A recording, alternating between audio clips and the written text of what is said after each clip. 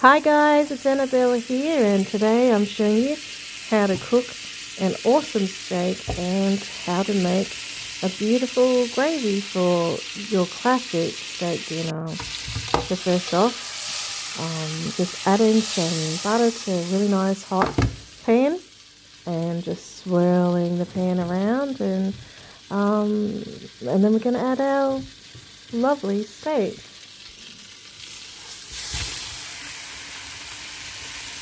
Seasoning your steak beforehand really doesn't take much effort at all, but it will really increase the flavour of your steak and help tenderize it as well.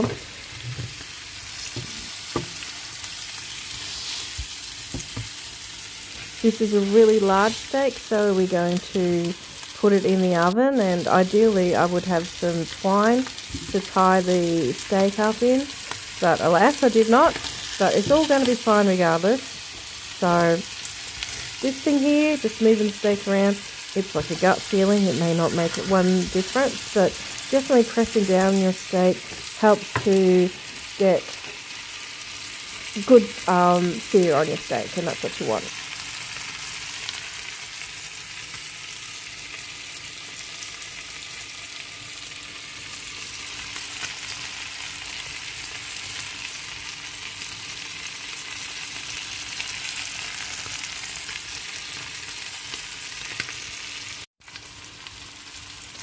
And just listen to that butter and the steak frying. It's such a perfect sound. So make sure to preheat your oven, and also it's a good idea to buy a steak thermometer. I bought one off Amazon for $10–15, easy. And guys, can you please hit the subscribe and like button? It really makes a difference, and it helps me to keep making more videos, and I just want to thank you for that too.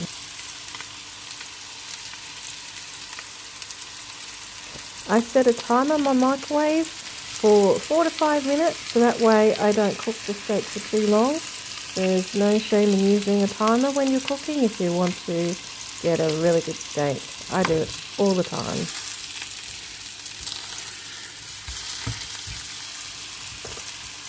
I've preheated my oven to 125 degrees Celsius with the fan, which makes it 145. And in the comment section I'll write the temperature in Fahrenheit. So we're just going to put this baby in our great big roasting pan dish, and then I'm covering it with some foil.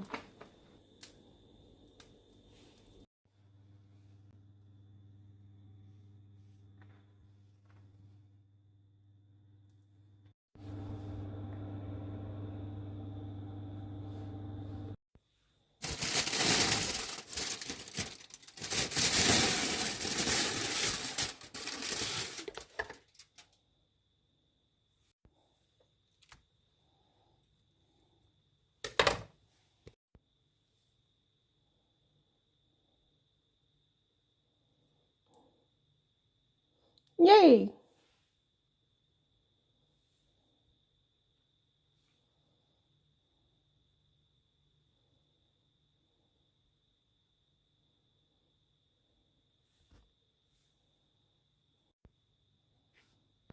Then we're going to cover our steak with some foil to keep it nice and warm and to let it rest.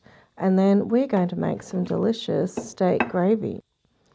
All of these recipes are really good if you've got, say, celiac disease, gluten intolerances, because there's no flour in it at all. It's just very simple cooking, guys. It's the butter from the pan and all the delicious juices from cooking the steak, and then we just add some herbs, or you can omit it quite easily, or just add salt.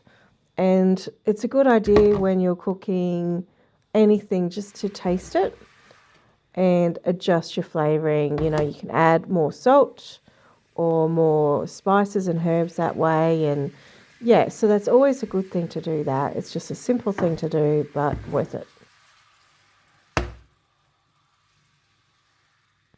I do have a video on how to make steak gravy, and I think it does give you an idea of how much cream or whatever to put in it. So I will put the link to that video in my description comment thing.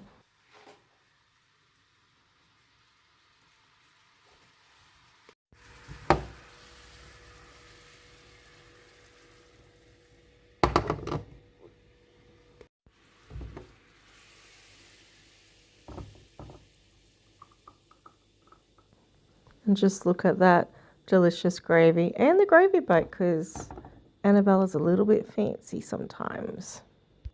The thing I forgot to do, which I highly recommend you do, is to put some butter on top of your steak while it's resting, and then it's all lovely, delicious, and melted. And just look at that gravy, so luscious. And just look how glossy it looks. Such simple ingredients that are good for you. And we can see the steak is looking nice and pink. This was so delicious, and the great thing was it is a chuck steak, which is typically much more affordable, and just doing things like putting salt on it, dry brining it, or using the fork or herbs to tenderize it makes such a difference with it being tender. It was so good, and I enjoyed every mouthful. Just look at that butter melting. Wow. Carnivore is so awesome. This is such a beautiful steak. What I did earlier this morning, I stabbed it with a fork and put garlic powder, onion powder, and some thyme and some salt. And guys, I just want to thank you so much for watching. You means so much to me, and I'm just so grateful, and I love you lots. Bye.